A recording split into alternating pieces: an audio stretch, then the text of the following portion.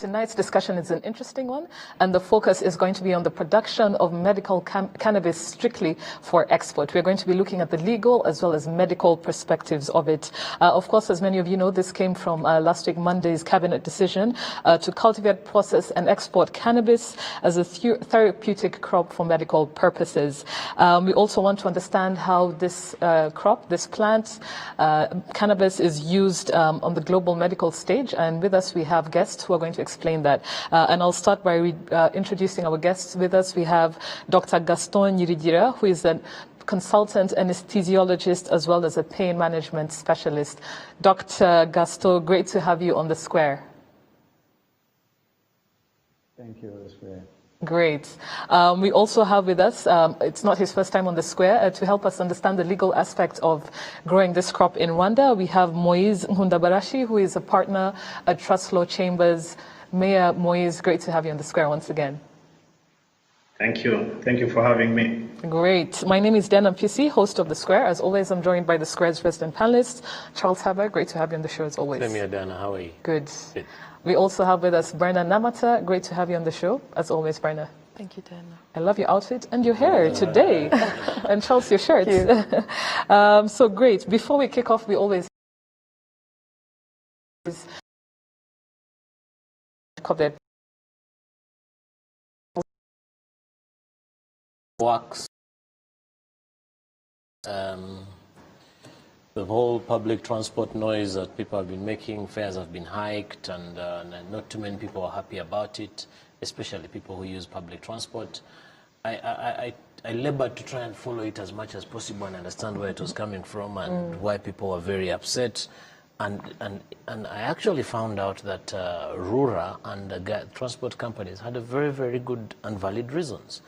For most of the routes in Kigali, whereas fares are supposed to be reviewed every 2 years, it had not been done for most of the routes since 2018. I listened to Fande Tony Kuramba and somebody else who are on one of the local FM stations labor to explain that during COVID and until fairly recently, when buses were allowed to transport 100% of sitting passengers, for most of the routes, they actually did not increase the fares, and interest rates and even some routes that had been made longer because I think there were examples of the Watsinda route that were being given, and very, very justifiable reasons as to why prices were increased. But no one likes to pay more, especially when they are losing jobs or getting pay cuts. During this period, I think.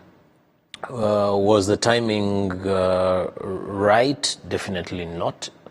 Were the reasons for increase right? Definitely yes. But I'm glad that the government has listened to the people, as usual. I know. Yes. I know the last time we had RURA was, I think, 2018, when there was an increase in tariffed taxis, you know, when Yegomoto was introduced, and we had the same conversation with them. I think it's worth having another conversation, you know, for the benefits of our viewers. Brenna, any midweek highlights you'd like to share?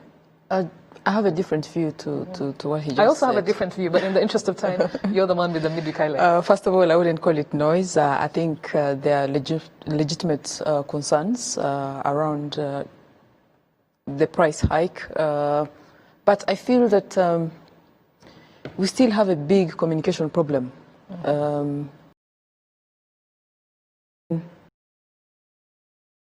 You know, this is what is actually happening. Imagine if everybody was aware of where we are coming from. For a very long time, the government has been subsidizing public transport. And most people don't know. They assume, you know, what they've been paying is just that. They had no understanding of the back end. The subsidy. So you would expect that there would have been a lot of information out there around how much actually it's costing government in terms of subsidy, so that when the complaints come, they're actually informed. Most of the discussions actually were not really informed discussions around the hike, you know. So that's one. So it's just public outcry. Yes, really yes, emotional, you know, emotive concerns. Yes. Secondly, I feel that this is just the beginning in terms of the shocks that are coming out as a result of COVID. So the several government agencies, I think, should be looking at what we have done, just gone through and anticipate that it will get worse before it gets better. Education, what we are seeing already is that most parents are struggling to find placements for their children, because in some private schools they've changed. They're saying we're no longer following the national curriculum. You have to find where to put your children. That's more expenses. So I don't know how much the government can take in. So as they do this, I think they have to be very honest and open about the discussion around the economics. That it's a crisis. We also don't have the money, so we have to come to an understanding and find a way around it. I really like what you said, Brenna, about, in the case of Rura, and I think it applies to many government agencies, anticipating more shocks, as we saw with these transport hikes, to really communicate to citizens more. I think if there was a concerted effort to communicate and inform ahead of time and show that the process has been consultative, even go as far as showing us, how things work, the dynamics between these things, I think the citizens, there would be a general understanding. So really, I think the onus is on some of these government agencies to up their communication outreach programs in terms of these huge changes that are really affecting, people's daily lives. So I really think we should have a discussion on this. Absolutely. Yeah, but thank you very much for your midweek highlights. To our guests, Dr. Gaston and Mayor Moise, great to have you on the show. I know Dr. Gaston is here all the way from Central African Republic, so it's great to have him. Moise is with us via Skype from Kigali. Obviously, the reasons that Rwanda has decided to cultivate, process, and export cannabis for medical purposes is to, grow its revenue base and its export earnings. And the global legal cannabis market, according to a new report published by the Grand View Research, expects that this industry, the global legal, I want to stress the legal, not illicit industry of cannabis, is expected to reach around $73.6 billion in the next 7 years, by 2027. So Rwanda, I think we are really trying to stay ahead of the game or catch up. In this case, this is something we'll talk about on understanding the importance of growing this crop that is expected to do fairly well than some of our usual cash crops, coffee, tea, that sort of thing. But let's understand by breaking it down. What are the medical and therapeutic properties of cannabis, also known as marijuana? And I'll start with you, Dr. Gaston. You're a consultant anesthesiologist, as well as a pain management specialist. And you have extensive experience in the field of pain management. You're also the winner of the 2018 award for excellence in pain research and management in developing countries. And this award was given to you by the International Association for the Study of Pain. As you know, some of the key reasons for exporting cannabis, the medical reasons are to ease pain, chronic pain for people who suffer from many diseases, cancer, arthritis, and so have you. So if you could just take us through the medical science regarding medical and therapeutic properties of cannabis. Thank you. Thank you, Diana. Thank you for the host. This is very interesting.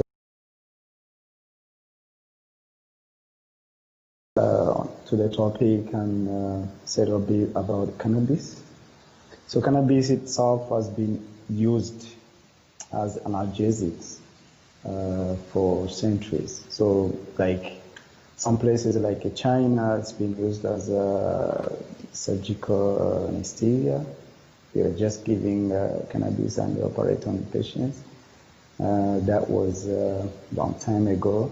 And like in ancient Asia was being used as labor, for labor pain. So then were being used as for chronic pain. So it has been there for many years. And then with the development of the science, it has been developing, and some started using as sedative.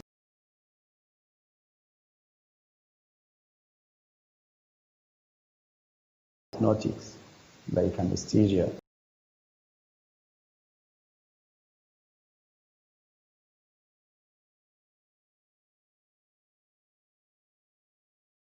Does it work?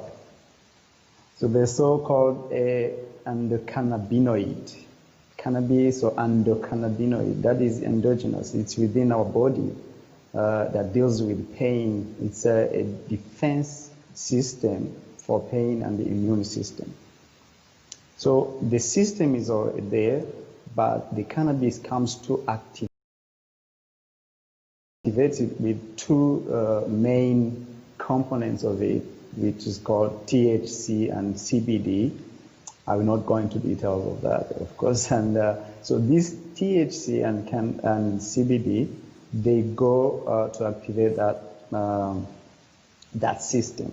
So THC is the one which is psychoactive, so that makes people, high, and I would just use that term. People get the cannabis and they become high, and so that is THC, and it has therapeutic, of course, effects, which is cause analgesia, like painkiller, anti-emetic, like against nausea and vomiting, and then antispastic, patients with muscle problems, with the spasms, so and anti-inflammatory. Then the CBD, we just work as anti-inflammatory, of course, which is not psychoactive agent component of the cannabis. And it's also anxiolytic, people with anxiety and psychotic, and which has another role to treat pediatric or children with epilepsy, with long-lasting epilepsy. So those two components of cannabis, they work, but the main principle is just to stimulate the normal body system.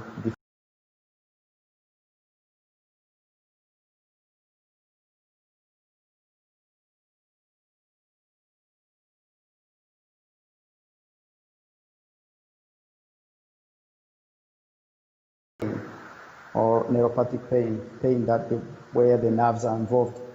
So those kind of pain is very, very difficult to treat. And morphine and with those high dose of morphine, they get addicted, and beyond addiction, they can get a so-called opioid-induced hyperalgesia. So you're taking opioids, you're taking a morphine high dose, but you're still having pain that is increasing, which means opioid-induced hyperalgesia. So studies have shown that using cannabis combined with those medications, strong medications for pain, will decrease the consumption of those opioids, which is very addictive with the many side effects. And cannabis itself, it's less addictive comparing to morphine, comparing to other opioids, those strong medications. And with other gastrointestinal disorders,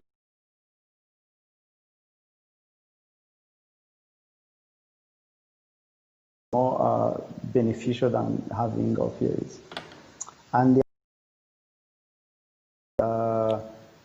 sparing effect of cannabis. So you're taking all of them, you're combining cannabis and morphine, and then you increase the chance to decrease the doses of morphine.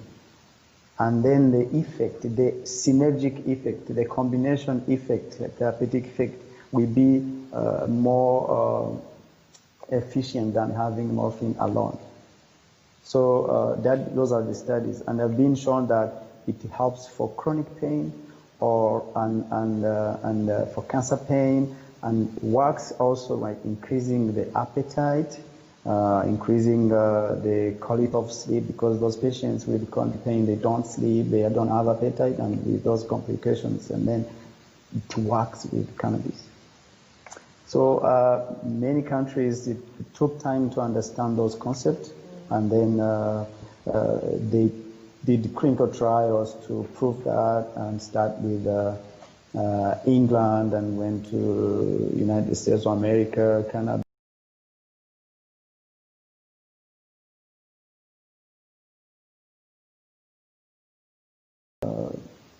Effect on analgesia.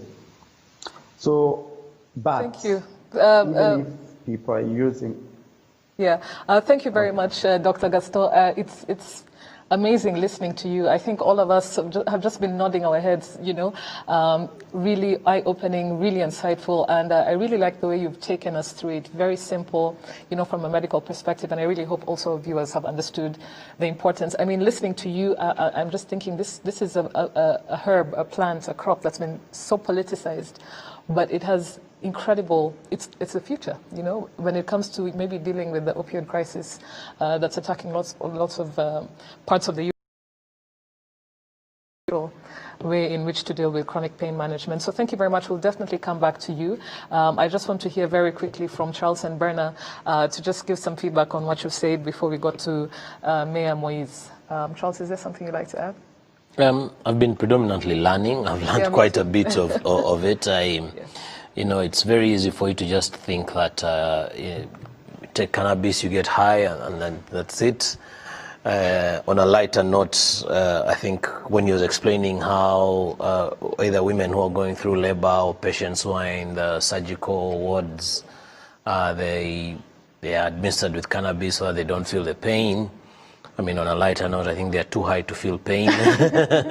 Although he did say that they take out the psychoactive agents of being high, but yeah. But that said, I think, and I hinted on this and highlights of the show last week on the pros of really the therapeutic side of cannabis. And as the show progresses, we will probably be looking at the flip side. But from a medical perspective, the other thing, of course, personally that excites me is that you have an organic way of managing medical conditions.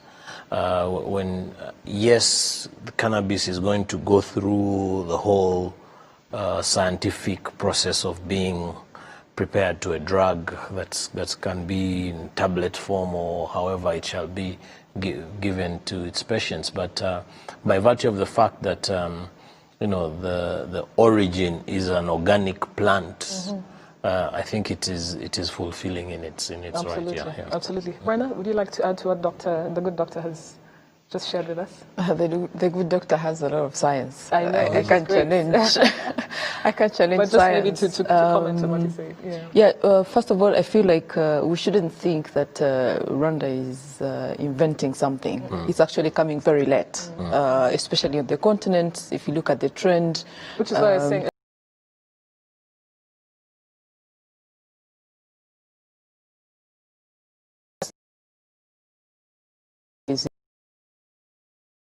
Quality and then the export markets. So you have countries like Malawi, really, that's, if you look at some of the reports, they produce apparently some of the best quality. South Africa in terms of consumption, production. Strangely, countries also like Kenya, which remain anti, when they do the numbers, it's actually being produced there. I think around Lake Victoria, Mount Kenya, there's a bit of that. So I feel that the evidence is there, but we still have a lot of misinformation around it. So like Charlie was saying, the first thing, you know, when you talk about cannabis, it's you're high, and already we need to change that, you know, and so that people begin to see it as medicine. And the other thing is, it's not the worst thing that has happened, you know, when you look at cannabis and how people relate to it or how they perceive it. I think alcohol has done more damage. Absolutely. And it's probably, yes, more addictive, you know. You look at alcohol, you look at cigarettes and smoking. These things are not illegal, and the damage, I think, is worse if you compare with cannabis, you know, based on what the science is telling us, as the doctor said. So I feel there's room to get the facts right and use that to really empower the population and stop looking at it as something that just gets you high, you know, and instead look at the economy around this hub as probably one would call it. Yes, I agree with you. I think it's important to educate and sensitize, you know, decision was made, the export earnings, the potential,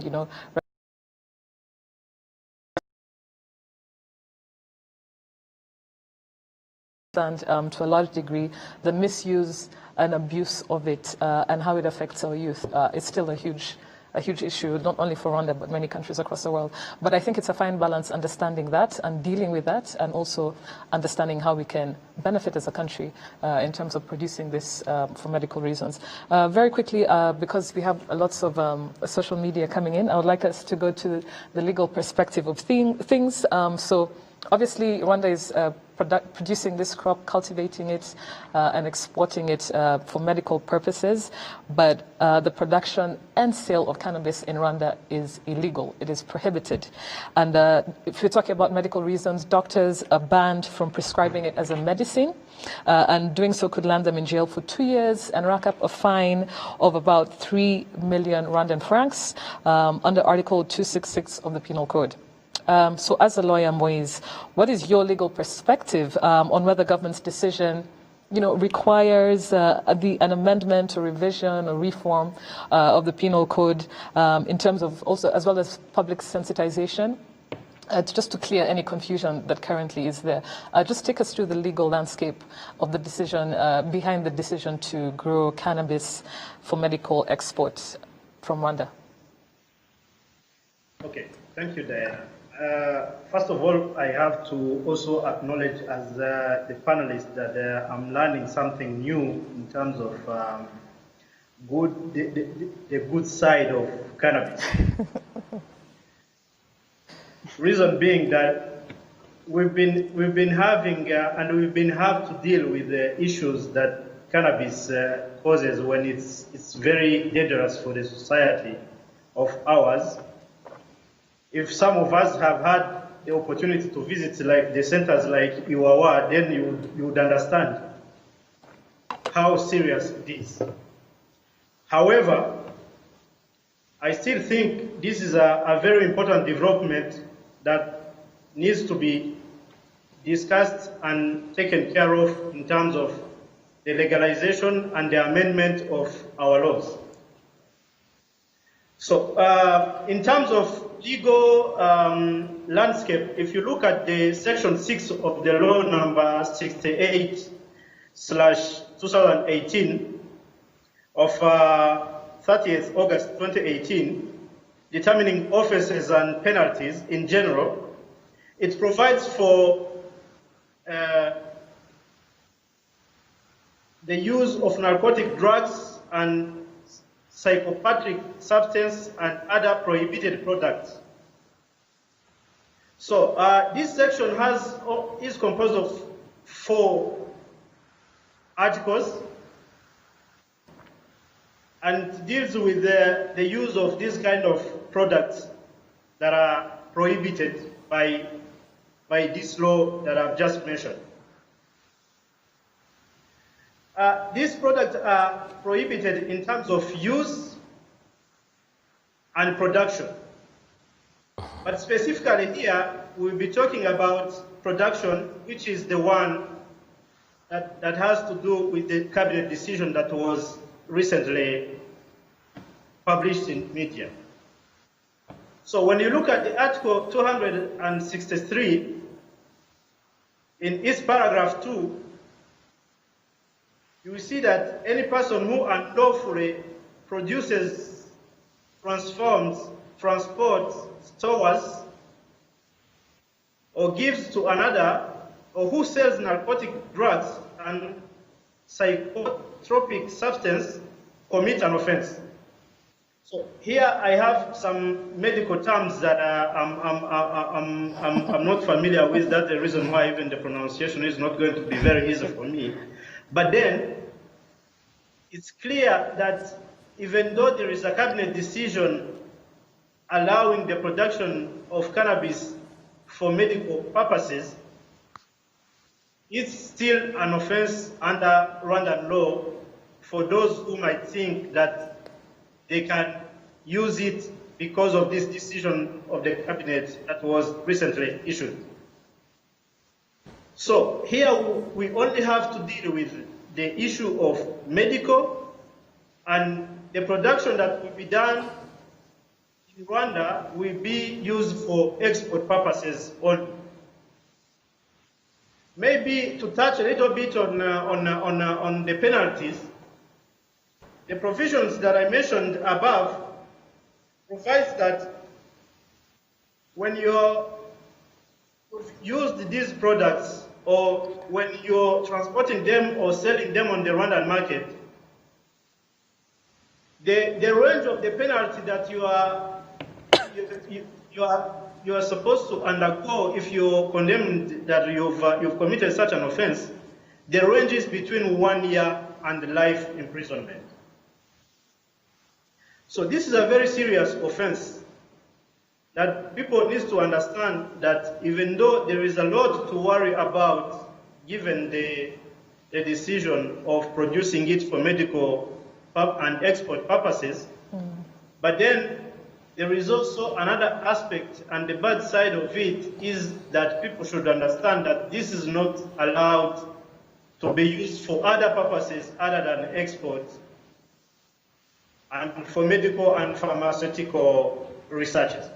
Thank you. So, let it be understood that the penal code still, like the law governing offences and penalties, still punishes it.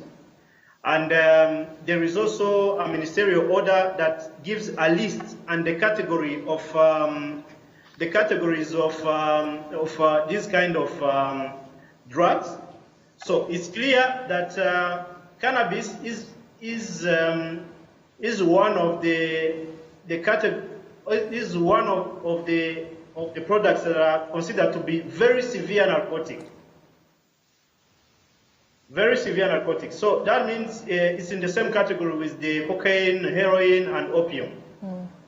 As you were putting it, it's, you were right. This is a catch-up that Rwanda is doing, and we think if you look at the economic impact that is going to have around it, for sure this is something that was really due, and it's like trying to make sure that we are getting at least the good benefit of it, instead of a bad aspect of it that we've been having. And if you want to understand it and look at it positively, you understand that even the economic part can even help dealing with the bad side of it, and try to make sure that it's banned on the Rwandan soil.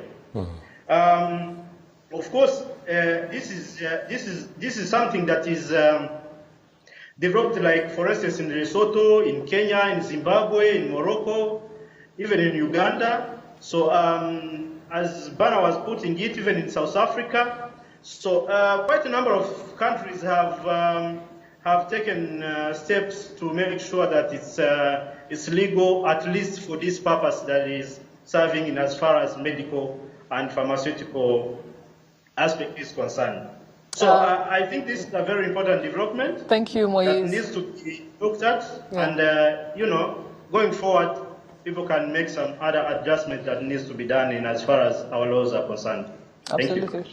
Thank you very much, Moise, for that comprehensive, giving us an idea of the legal landscape when it comes to this growing cannabis, and reiterating the fact that even though we're growing for export, it is still illegal, it's still prohibited in Rwanda. My question, just very quickly to you, and if you can be brief, is that the investors, that RDB released a statement where they've already been in talks with investors and that sort of thing to come in Rwanda and start, having met a very strict set of rules and regulations, can actually kick off this growing of cannabis for medical export, I think, starting next year, early next year. My quick question to you is that regarding the penal code, when you said unlawfully, these sort of investors who grow it will be lawfully granted access to grow it? Is that why there's no need to change the penal code around people who grow it for export reasons? Just very quickly, Moise. I'm going straight to the question. When you look at this paragraph 2 that I was reading, it's clear that in the law, the law punishes someone who unlawfully produces it and transports, stores, or gives it to someone else. So this very term, unlawfully, that it means clearly that when it's allowed and if there is a caveat that was put in this very paragraph that is clear, if someone produces it, then under the guidelines and under the guidelines by RDB and the cabinet, then it should not be really an issue. An issue. Thank you. Thank you very much. Very quickly, I just want us to read some of the social media tweets that have been coming in. We have them coming through different social media channels of the Square, but we'll start with the ones on Twitter.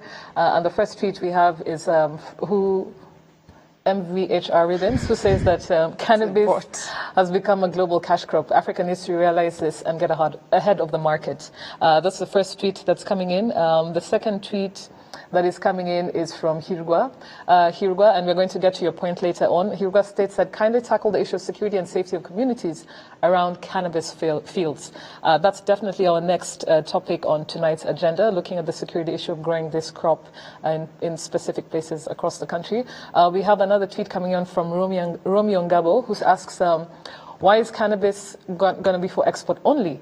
Implicitly, the message is that what is good for Banyamahanga, which is foreigners, is not good for Rwandans. Also, why not open the value chain and catalyze cottage industries around cannabis? And then he also states that will the proceeds of cannabis go to giving back communities, around helping communities and also people affected and then by bad cannabis use. The other tweet coming in is from No Name Brands, who states that I applaud the approval or production of medical cannabis for export. However, on the legal perspective, a 25-year sentence for illegal cannabis is excessive. So Mr. or Mrs. No Name Brands is saying the current sentence is a bit too much. And then we have a tweet coming in from Innocent, who states that I really think the law will need to be amended to suit those who will be allowed to grow cannabis for medical and exportation purposes. However, what will happen if a dispute arises? Which courts have the competence to determine such issues? Innocent, our mayor, in-house resident mayor on the show tonight stated that I don't think it's an issue. The law doesn't need to be amended because there's a caveat that says that it's the unlawful production of, and of course people who are producing it for export purposes will be doing so lawfully based on what RDB, government and so forth have stated. So these are some of the tweets coming in. I would like us to go to our next aspect of the conversation. As one of our tweets rightly mentioned, the security measures. But before I do, Charles and Brenda, is there something you'd like to say based on what our good lawyer Moise has explained? Perhaps just to mention that South Africa, the other, I think, is it 2018, decriminalized personal cultivation. Uh-huh. Yeah, so. It's food for thought. Yeah. So if you cultivate it in your own back kitchen garden, of course not in huge quantities to distribute in your neighborhood, but like maybe for yourself, I'm sure there's a limit to these sort of things. It's not illegal. Yeah, because there's a lot of opinion is divided on this issue because if you go for personal cultivation, there's always also a threat around food security that, the farmers may decide to go for what is lucrative and then abandon the food.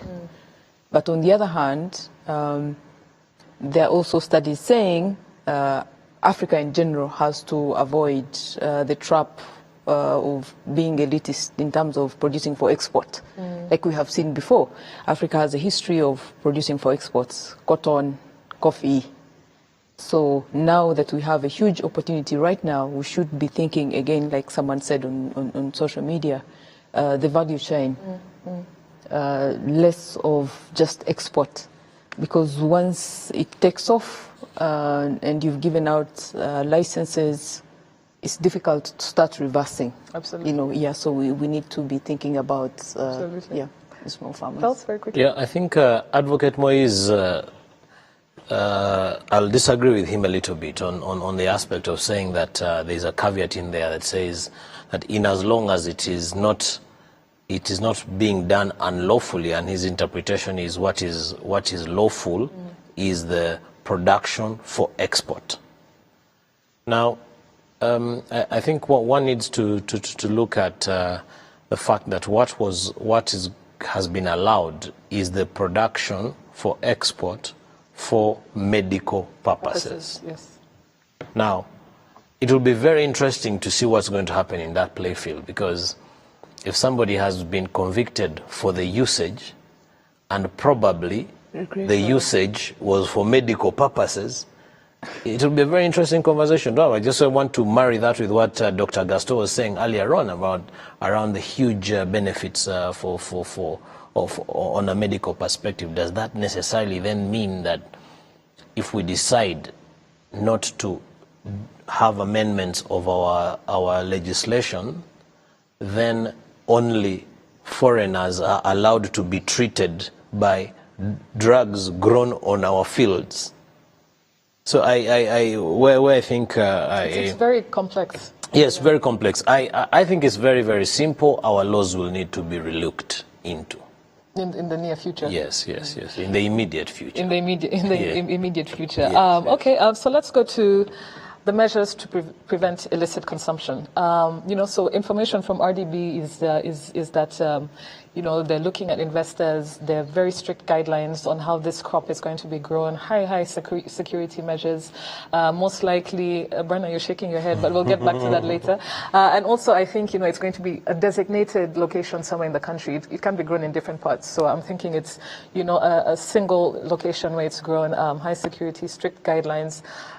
Big law enforcement, I think, generally in that area, but still the question remains that and I want this to other than what RDB in its statement said, clarifying this cabinet decision, what do you think are some measures that should be put in place? And this is to you, Berna and Charles, and then later on to our guests. The statement read that government sees the cannabis industry as a strategic sector that will generate jobs, of course, and create businesses for communities through cultivation, production and processing zones. It also reiterated that, like we've just talked, cannabis is illegal. So in those communities or that location where it will be grown, what measures do you think should be put in place to make sure there's no crossover from what's grown onto the farm to our local markets and is illicitly consumed? Charles, with your legal background, what do you think? Brief answers before. I think I want to talk about decriminalizing, and also talk about the communities. In terms of decriminalizing, I think, and we've seen in certain societies, even though we might think that the Bazungu who live in Netherlands or Switzerland are too sophisticated, that because it was decriminalized, it has not affected their societies to a certain extent. I don't believe so.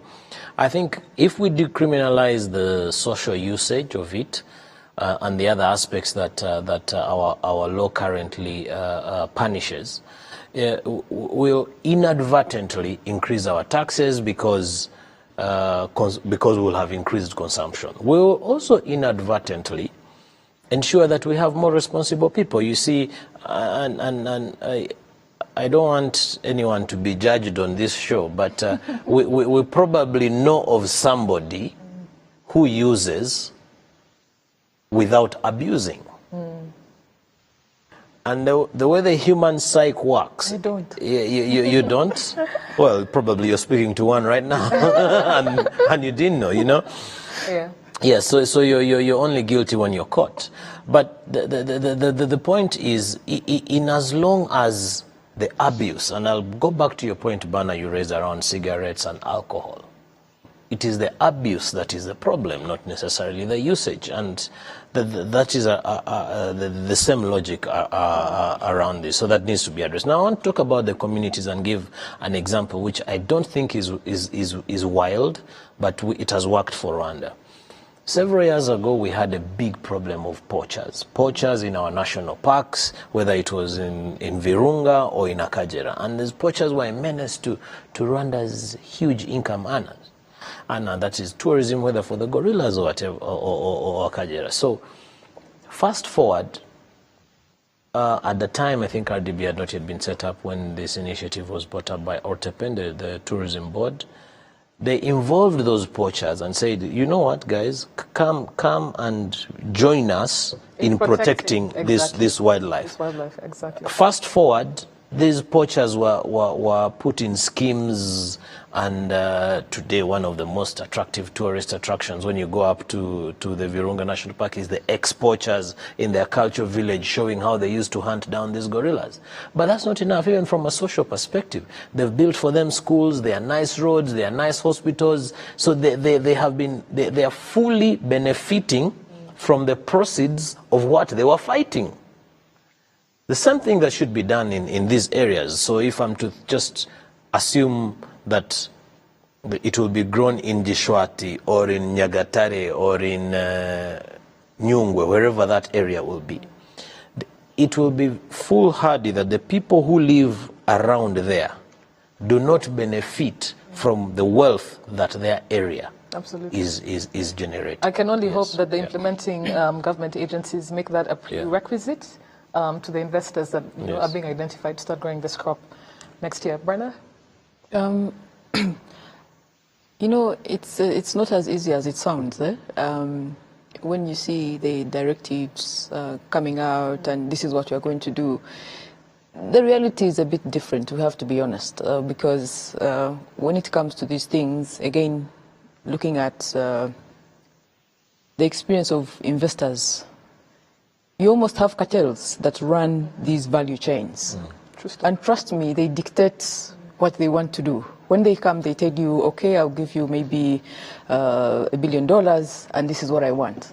And essentially, you just do what they want, But there's room to avoid that temptation of saying, if you give us $1 billion, we'll go for the $1 billion and close our eyes in terms of the other side, So it's not as straightforward as we probably may think. I really like your point on just pointing out the cartels in this multi-billion-dollar complex cannabis industry.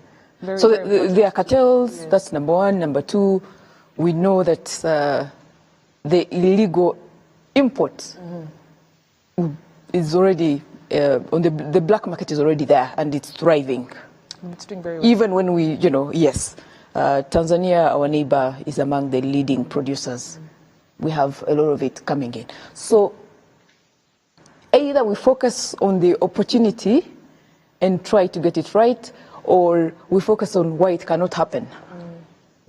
So it's, for me, I feel it's more about getting your priorities right and trying to ensure that, again, you create as many jobs, as many opportunities for Rwandans as possible. Absolutely.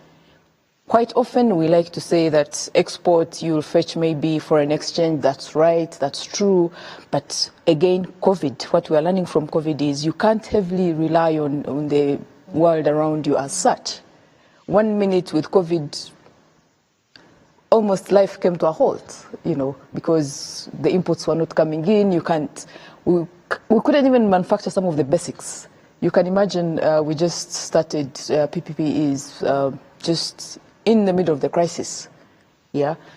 Now, we're already seeing that the rise in non-communicable diseases is going up. Most of these, managing these cases is pain management, really. So if we are saying we're just targeting export, are we saying 10 years down the road we'll be again buying the same, that we're importing, that actually came. And this has been, like you said, a trap that many countries have fallen into from time immemorial, when we export raw materials and import back, the finished product. And I really, again, the statement from RDB read that, there'll be value chains along this industry locally that will be incentivized to thrive. So I'm really looking forward to that. But listening to you, Brenna and Charles, before I go to our viewers, I really hope this is a conversation that we'll be having as much as possible. Our government will be having as much as possible, not only with media, but also to communities, to really, really sensitize people. Like someone mentioned, the illegal, the sentences are really high. We have some of the harshest punishments for going against the laws when it comes to cannabis, but I think we need to have as much conversation and sensitization on this rationale to grow this crop. I would like to just go to our viewers, to our guests, and I would like to go back to you, Dr. Gaston. Dr. Gaston, you've been listening. We kicked off with you. We'd like to just come back to you once again. What's your take on the whole general conversation? You explained everything fantastically, fabulously regarding the medical aspect, globally how it works in the medical world.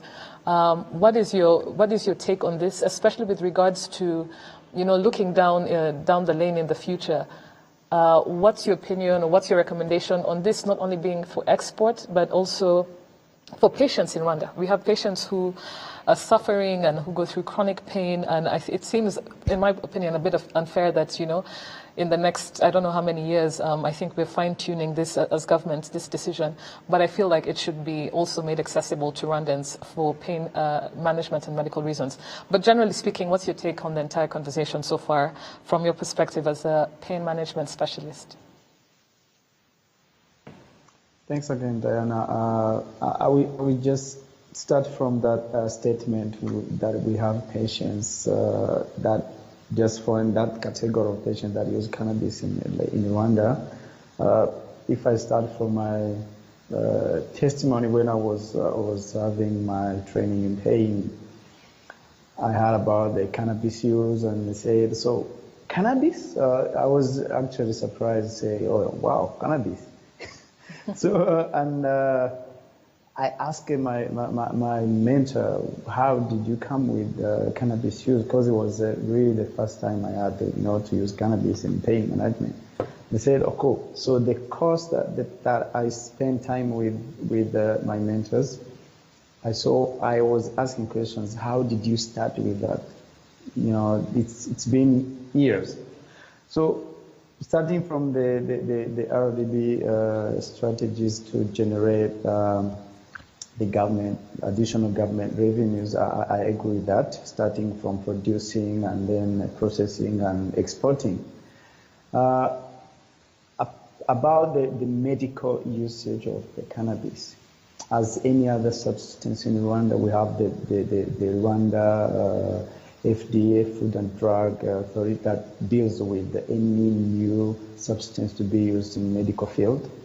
I think that is the thing to put into action, actually to put on to-do list, because they need to motivate like everyone to deal with that. Because when I asked that question with curiosity to know how did you start with that, they didn't have any funding to do the clinical trials, because whenever you want to start a medication, you need to do clinical trials and see the benefit of it. So that is the thing we need to do in Rwanda, actually, before we did a process of producing, processing, and exporting. But behind there's another project going. That's my suggestion, going to deal with clinical trials on that. Maybe we can call the experts. But whatever we want to do with medical field has to do with clinical trials and FDA involvement in that. That's what I think. Maybe our patients will benefit from that. Absolutely, and always I like the way you stick to science. Let's base this on the science. Let's do clinical trials first and foremost. Let's have the evidence, and then introduce it to our locals. But I'm sure this is also the reason we're exporting it in the first place. But maybe have more local clinical trials done. Advocate Moise, some of your closing remarks based on everything that we've said, especially regarding the social media interventions from our viewers. Briefly, I would like to say that security around this whole chain of production and export, this is something serious. Reason being that we've had these punishments of cannabis production, transport, sale, and everything, the whole chain from the 70s. But then we've seen that we still have it with us in our local communities. And if you follow the news,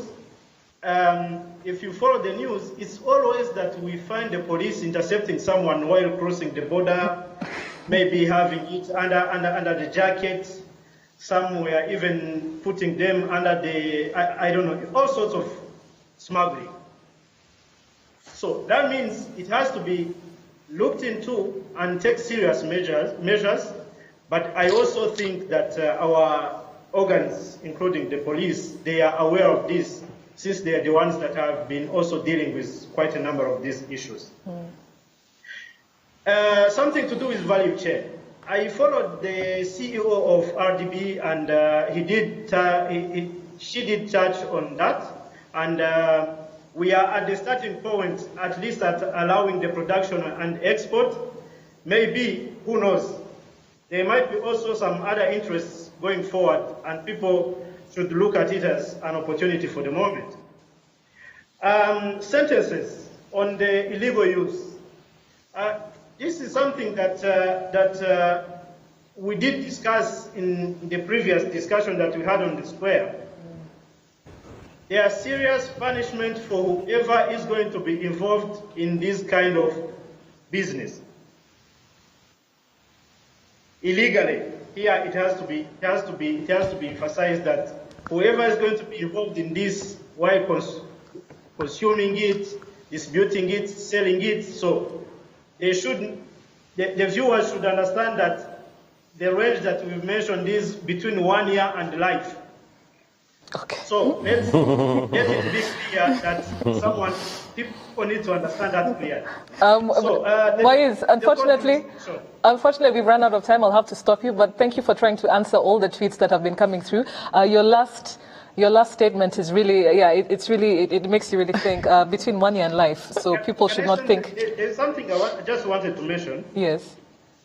On what Haba said on disagreeing with me, it's fine.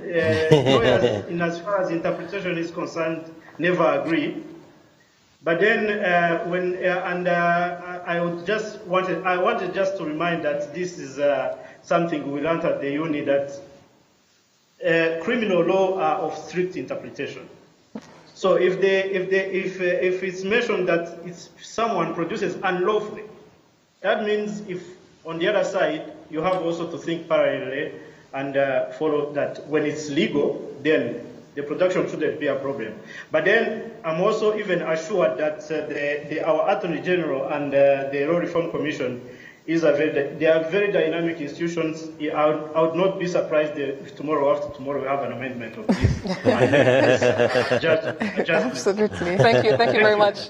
Thank you very much, Moise. I'd like us to just read 3 tweets very quickly, and the first one is from Vincent, who asks that I think he has a totally different view from the show. I think this could be a trap to Africans. Or people are going to get more access to the deadly plant. It is taking all over Africa. Can't you not see it is a trap?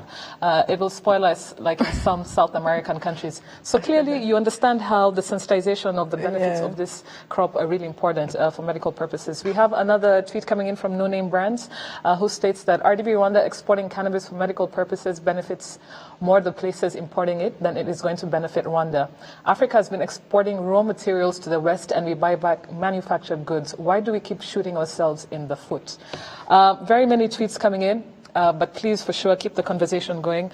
We've come to the end of the show. Charles, Brenna, very brief closing remarks.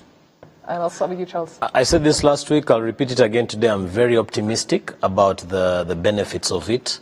I'm only cautious that the margins are very high and very tempting in the cannabis space. I hope it does not cannibalize our traditional commodities, tea, coffee, and the others. Yes. Absolutely. Thank you very much. Brenna, closing remarks? Well, actually, the price comes with risk. Anybody who has dealt with risk, risk, the higher you risk, the more you're expected to get on return on investment, so. And we're already looking at around $10 million per hectare. Yes, so. And we know that our risk appetite tends to be quite high. And so far it is paying, so I'm sure we'll be fine. But I feel that we can't dwell so much on the threats, and because we already have alcohol, we already have cigarettes. We need to kind of think about cannabis in that way and simply see what value we can get, Yeah. as a country. Can I just say was one thing for half a minute Yes. or less? No, less. Less, yes. Please. Whenever I look at dreadlocks, I think of cannabis consumers. I rest my case. Wow, that is a serious attack to Brenna's beautiful hair. Anyway, thank you very much to our viewers. It's been a He's fantastic, right. you know, it's a terrible stereotype. Thank you very much to our viewers. To our guests, Dr. Gaston, fantastic to have you on the show. Thank you very much also to Advocate Moise, Charles Brenna, always a pleasure. To our viewers, thank you for tuning in. Keep the conversation using #TheSquareRW, and to our partners, Uzi Collections and Bourbon Coffee. Always a pleasure to have you on board supporting The Square. Have a good night. See you again next week. Thank you.